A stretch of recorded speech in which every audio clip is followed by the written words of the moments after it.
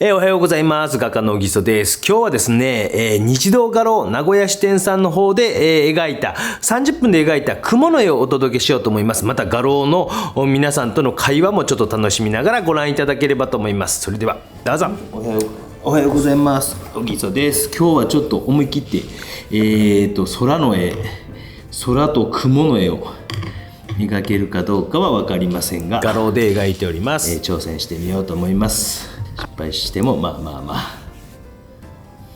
ずこの飛行機青空からですね見た富士山、水飛を行機から見た富士山ですねね。浸しまして、こういう時ハケをね持っていければねいいですよ。皆さん喋っても皆さん午前中の部の人たちはよう喋ってましたよ。ここは案外静かでしたね。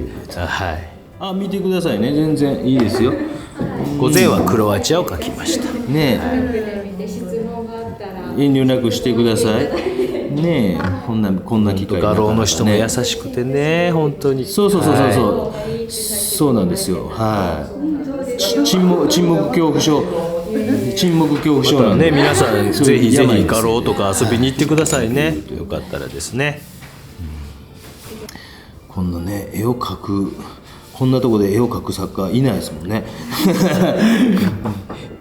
飛行機乗るとですね、こう富士山が東京の方向かうと見えたりするのでですね、写真撮ったりですね。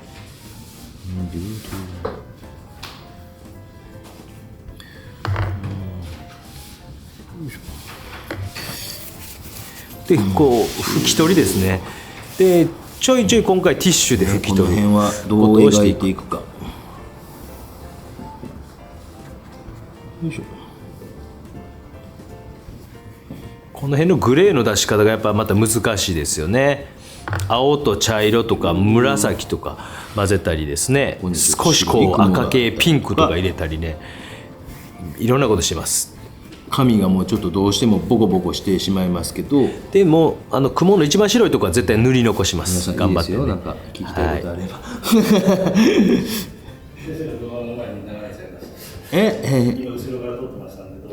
全然皆さんね動画撮ったり写真撮ったりしてます。全然いいんですよ、私の場合ね。この辺はちょっとギュッとこうね、肖像権ところもあったりとか、著作権肖像権かな。この辺はちょっといいですよ。かなりグレーなんで白でいきましょうか。もっと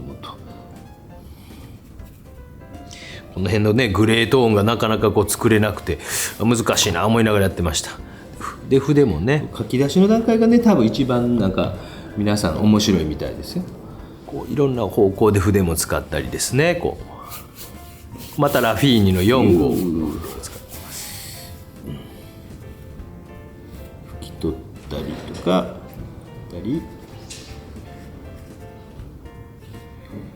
まあこうやってどこでも書きますしね。これは30分で、これある種ですね。もうなんか残り少なかったからある種の細め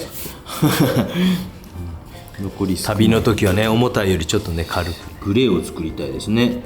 グレーを鉛筆で軽くは下書きしてあります。これも F ぐらいの鉛筆で書いてあります、ね、乾くのが違うなってね。もうちょっとグレーのねブルーグレーを探してます。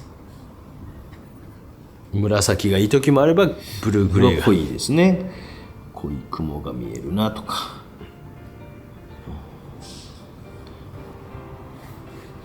まあ水がいっぱいないとことあるとこでにじみ方がまた違いますしね。これ強すぎたなと思って。そして拭き取りですね。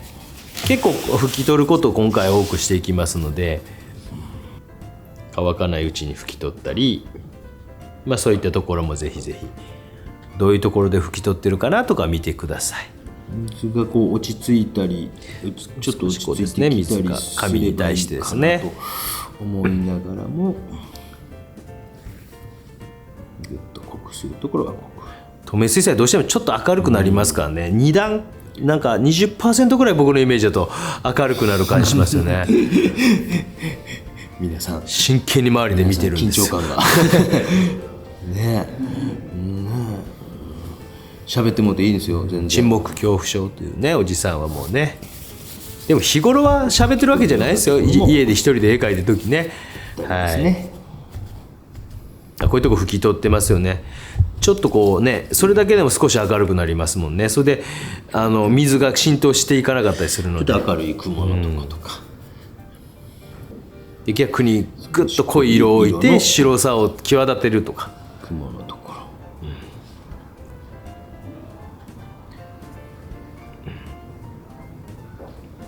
だからもうこれは1層目である程度勝負が決まると思っていいですね。でちょっと水が落ち着いてきてるので、にじみ方もちょっと弱くなってくる。ますね。初めはブワーッとかもこうちょっと見計りながら、富士山のところの方はちょっとねあの辺は塗らずにですね。ごめんなさいね、頭映って、これはもう本当にね細かくちょんちょんとしてるからですね、ここカットできなかったんで、そうするとほら雲っぽくなります。ごめんなさいね、頭映って。シュッとこう流れて、こう水の量が多いところ少ないところみたいなのがちょっとできてきているので、こういうのでごめんなさいね、滲み方とかもこのね近く寄ってるからカメラ頭が映って。ティッシュを丸める、こういうのは綿棒とかでもええかもしれませんしね。なんかね、まだまだここは乾かないですね。エッジが強くなったら少し拭き取ってね。なんか髪がボコボコになってきてる。ちょっとやりすぎたんかもしれないですね。ちょっとボコボコになってきてるな。でまたちょっと濃いところほんの少しずつ置いていきながら、水がちょっと落ち着いてきてるからですね、そんなにじまなくなってきてますけどね。ですね。もうほんと初めのこれ1層目が勝負の絵ですね。この段階で向こうに抜けろって感じで書いてますけど、もちろんもちろん、で手前があってみたいな感じですね。ある程度ですね、その前後関係を出すことは初めからで、プロセスを踏んで奥行きを出すタイプもあれば、この絵に関してはそんなプロセスは難しいだろうなと思って、雲とかあんまり何層も重ねない方がいいかなと思ってですね。白をここにドバー出してくるんですけど、出してくるの忘れました。パレットにいつも白をドーンと置いてあります僕は。ちょっとずつこう乾き出してますね。それでもね、なんかね白を混ぜたグレーみたいなんでこうね置いてってますね。描くときは描いていきながら少し、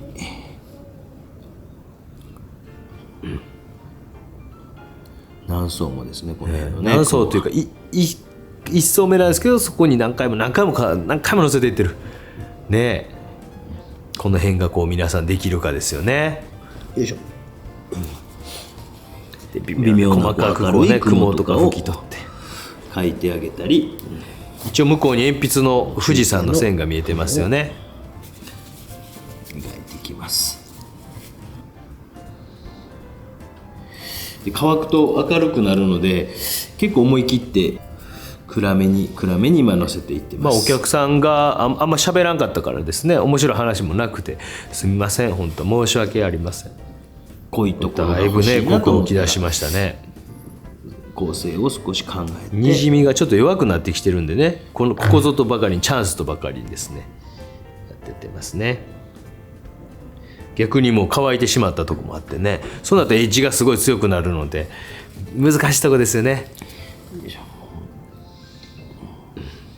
ようやくちょっとグレーが求めてるグレーの色に近くなってきたかなと思いながら今回はだいぶ混色しました。探していましたが、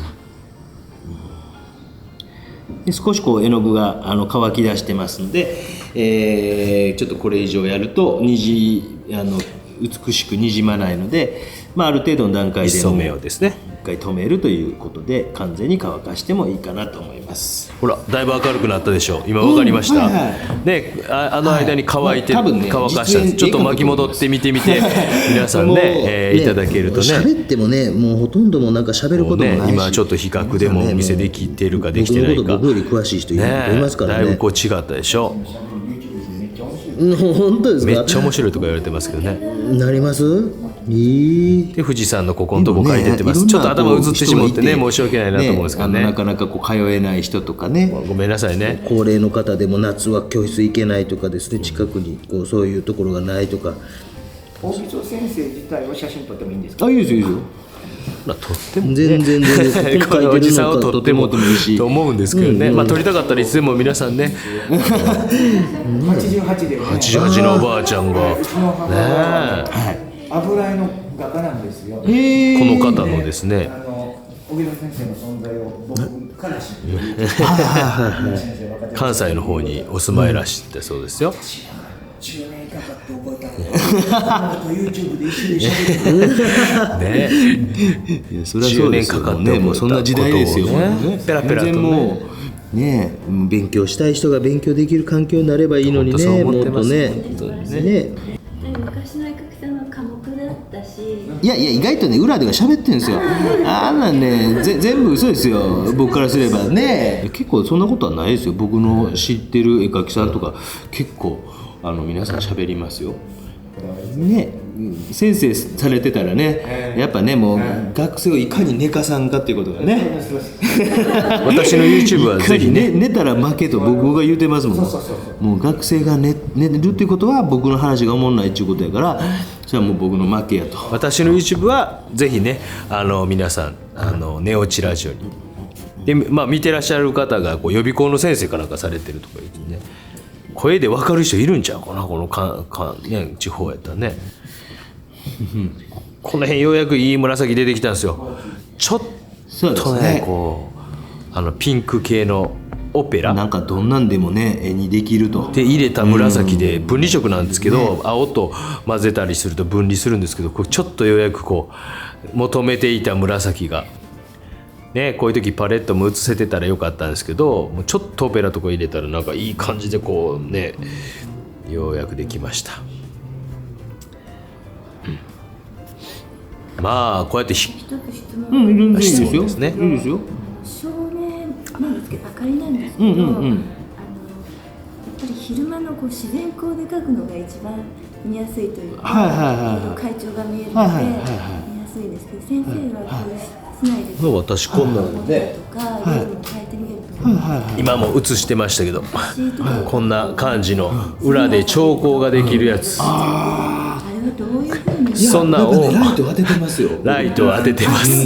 結構特に左側から強いライトを当てて、要は右手の影がこっちに落ちないようにこっちに落ちるようにして描いてるところが見えるように、ライトは僕は調光できるライトを2,3 万するやつかな、そういうこうあるんですよ。で撮影用でもあるんですけど、絵を撮影したりモデルさんを撮影したりするんですけど、夜とか絵描く時もこれをつけて窓はます。閉めてます。その窓の光が絵に映るので、右側はどっちかというと左側から強い光を当てるようにはしてますけど、ちょっと影がねこまあでも強いライトかなり強いんですね。はい。ないとやっぱ暗いですそうですね。でそれはもう本当にこうなんか先行投資やと思ってそうなんですよそういうのっていうところにはお金をかけた方が、はい。また次の日ね描き直したりすする時間とかケチったがね、りするとその分時間がかかるんですよね。ね、何でもそうなんですけど。例えばこう、ペンで描くとか、ん鉛筆で描くとか、そういう練習しかできないなと思ってたんですけど、はい。やっぱりライトですよ。もうそのライトでどっかでやっぱり教えてるんですけどね、それも。この方には Amazon のこう QR コードっていうかどっかであれをね教えてあげましたけどでもしかね。しメンバーシップ限定の動画かもしれないです。結局なんかこうなんでメンバーシップ限定するかというと、こうみんなに買われて物がなくなってしまったら困るものとかもあるわけですよね。例えばこういう画材とかはなんかこう、例えば叩き筆なんか今なぜかすごいこう売れてるらしいんですよ。はい。でそれどうもかもしれないというのを僕の友人が友達が言ってたんですけど、たんで、はい。そういうものはもうわからないですよメンバーの人だけに言うにせんと、こっちの商売の道具がねなくなってしもうたら一番困るので。本当大事なものって言うてない。でもだいぶ言いましたけどね。売れそうにないですね、高いあ、高いですけど、いやあれ売れてるんですよ。めちゃくちゃ売れてるんですハルモニアは売れてるらしいでなんかイラスト系の人が結構使うと90何%女性が買ってるらしいですあ、めちゃくちゃ売れた。若い人かもしれないね。使い方ですね。あれはもう本当にこう、でもこうやって今これ青系をずーっとこう置いていったんですけど、まあ分離色ってあるから別にこの段階で例えばこんな色とかやると結構分離しますよ。ピンクとかをねオペラとか入れたりするとモネはごいなと思って偶然性がちょっとはいついていけなさそう。まあ普通に。いやいや、それをなんか楽しんだらいいんですね。こうやって今なんかちょっとこうハルモネア的なこう今分離色をちょっと置いてるんですけど、やっぱりちょっと分かれてるんですよね。この中でこのねだから、多分調べたら出てくると思うんですけど、これとこれ分離色とか多分インターネットで調べたら出てくると思うので、普通に売ってるやつでもこれとこの辺を混色はい、ありがとうございます。出てきますよ。どうも。